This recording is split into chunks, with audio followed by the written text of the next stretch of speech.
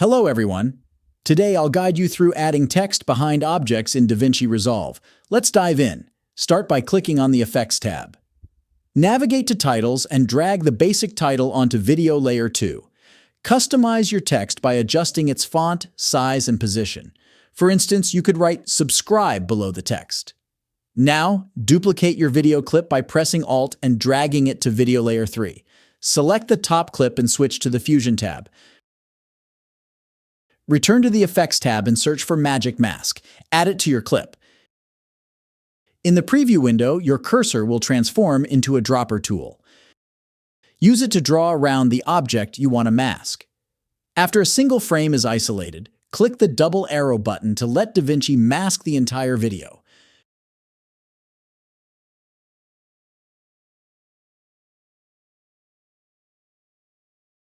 After processing, return to the Edit tab. You'll see your text now appears behind the object. And there you have it. That's how you add text behind objects in DaVinci Resolve.